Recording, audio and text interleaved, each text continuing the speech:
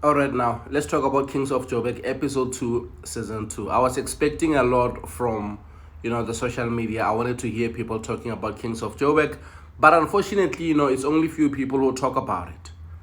Now, I must say, the writers' room was under a lot of pressure because they had to rewrite the script because episode 2 was just all over the place. There was a lot of action and some things were unnecessary. I was watching, episode 2 and I was a bit confused. And I'm a biggest fan. I was like, why did they kill Ayanda? We lost Simon Masire already because it's confirmed that he, is dead. The traditional healer confirmed that because Mo Masire went to the traditional healer and the traditional healer told him that you cannot get rid of this Mamlambo. You can't get rid of this mermaid because of you killed your brother. He wanted to reason, but the traditional healer said, yes, even if he wanted the mermaid and you don't want it, are you sure you want to get rid of it? Because if you get rid of it, you will lose all your luck. Everything that you have will be gone. Like you will lose all these material things that you have. And it looks like Mo is not ready to lose all the wealth. He doesn't want to lose everything. And now they started the episode by showing us the wedding. Mo and Phumzi's wedding. This is Phumzi's uncle. Remember on the previous episode, Mo Masire had to go to Phumzi's family to ask for a hand in marriage. It all went well. And they got married on episode 2. It was just a beautiful, beautiful event. And we have seen, also enemies showing up. This is Danny Steenkamp. He is the gentleman who is behind the heist. Remember, they have to go and steal, those gold bars and give those gold bars to him because they had a deal with him. And he said, it will be sad to see both families go into war because Mo Masire, was telling him that you made a deal with my brother. You didn't make a deal with me. But he was like saying, I made a deal with your brother and it had to be that way. Episode 2 was not that heavy because we didn't have, Lester Kuzwayo.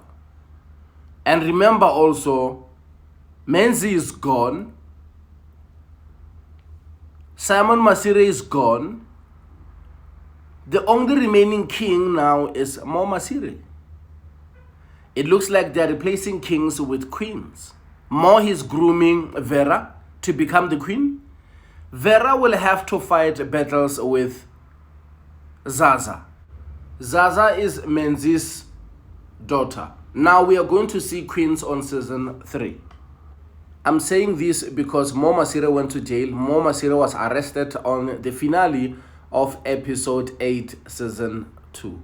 Now, it was not only Dennis Steenkamp who was there. The police were there also doing the investigation because they wanted to know what's going on. Because mostly when it's your wedding, your enemies and your friends will be there and they will do more research about you and see if they can find something. And in the meantime, we have seen that Angela was asking Mo Masire about Simon Masire. And she was saying, something strange happened to your brother. Because we tried to burn Impebo, but it couldn't burn. That's a bad sign. And obviously, if you can take a look at these two pictures, you can tell that they're replacing Simon Masire with Veronica and they are making sure that they're bringing similar scenes. Now, let's talk about the heist. Now, this scene, I didn't understand why they had to bring a heavy weapon for nothing. Because the way these people were close, you cannot pull the trigger as close as you are to this truck or to this vehicle. Obviously, you are going to die. But anyway, I will show you the other picture so that you will see what I'm talking about. How they mastered, the CIT, it was like so lazy. I don't know why they were lazy to write a solid script which can be believable. We all know in South Africa, every time there is a CIT, there must be smoke, there must be fire somewhere. There is, gunshots. The police has to be involved. And how they did it, I don't know. Maybe they're watching too much movies. And after I watched this scene, I just remembered, Ambulance. If you watch the movie Ambulance, you will know what I'm talking about. This is the weapon on the other side. If I can show you the other picture from the other angle, you can't pull this and expect your people not to die because they were all surrounding, the vehicle. Now, this is how their plan was structured. They send guys to go to the police station during the day to steal 2 police vehicles.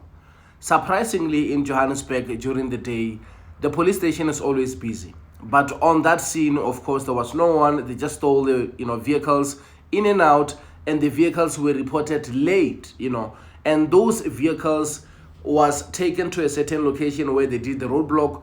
Other cars were not allowed to pass, but the cash entrance vehicles were allowed to pass through to go and meet under the bridge. And surprisingly, on the other side, the 2 cash entrance vehicles, they left a place where they collected the diamonds, and they decided to go 2 separate ways. As soon as they were taking 2 different roads, that's when the trackers were deactivated or disconnected, so that the control room or the people who are dealing with the route cannot see what's going on. It happened for hours. Now, those 2 vehicles, surprisingly, they all ended under the same bridge where there was 7 bikers who were waiting for them. That was coincident. I'm like, how did they meet under the bridge where the robbers, were waiting for them?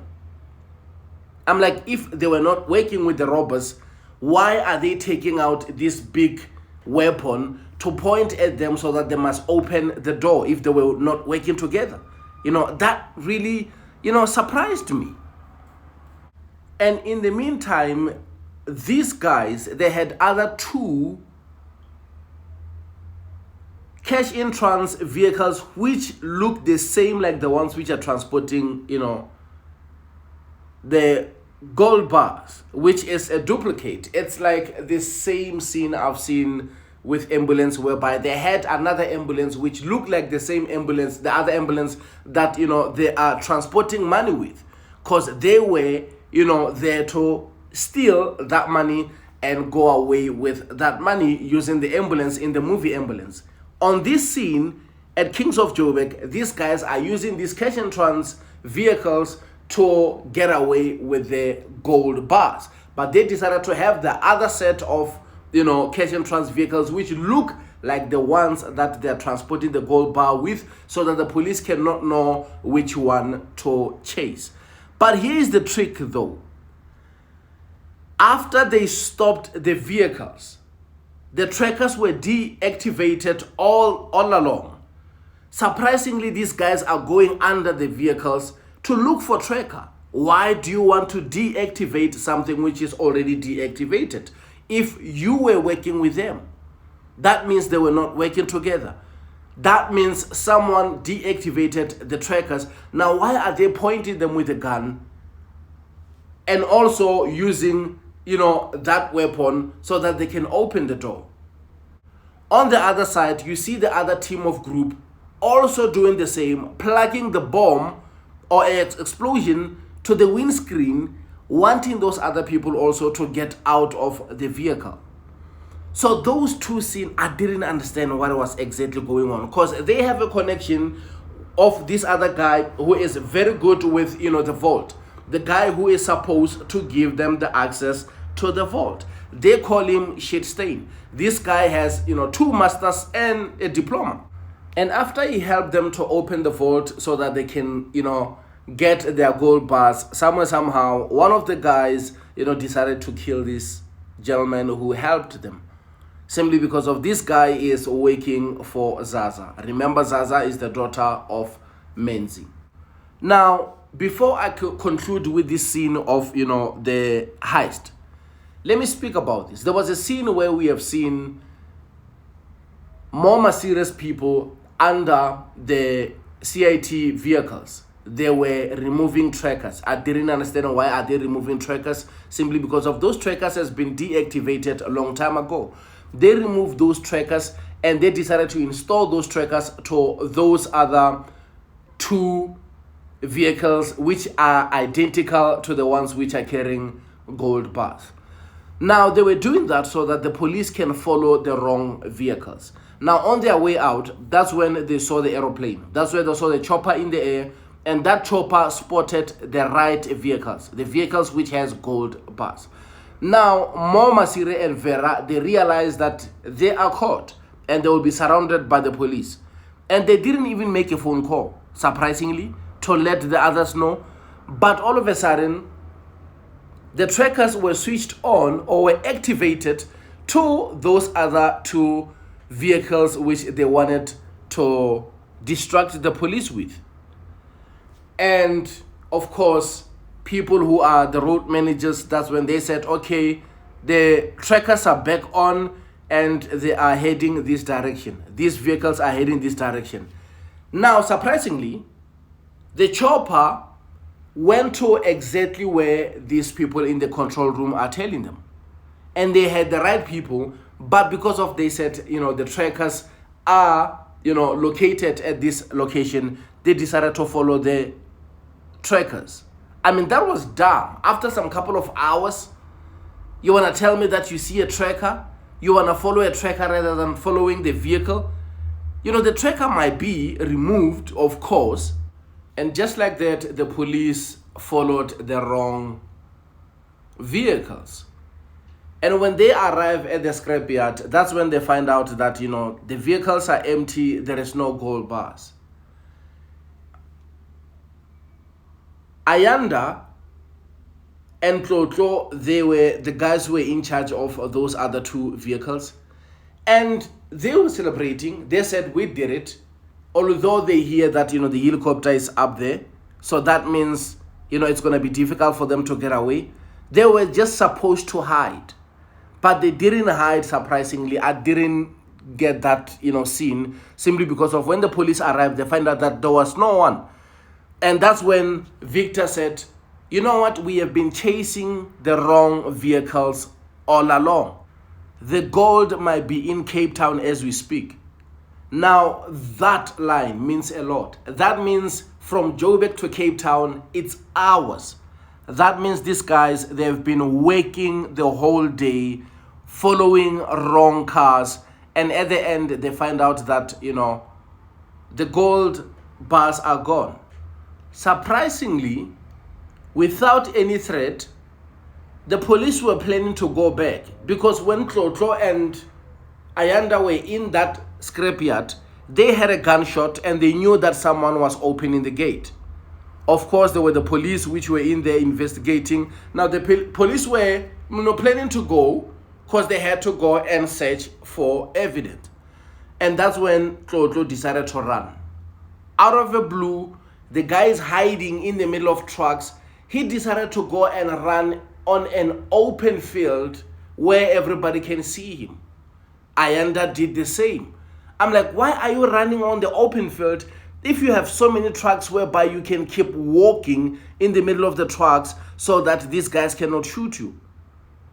That scene was not even necessary. And that's when Victor shot Ayanda and he started punching him. He wanted information. He wanted to know where are the other drivers. Of course, after, a beating, Ayanda started telling him where the other guys are. And he said, don't kill me, please. And that's when, Victor pulled the trigger. That scene was not even necessary.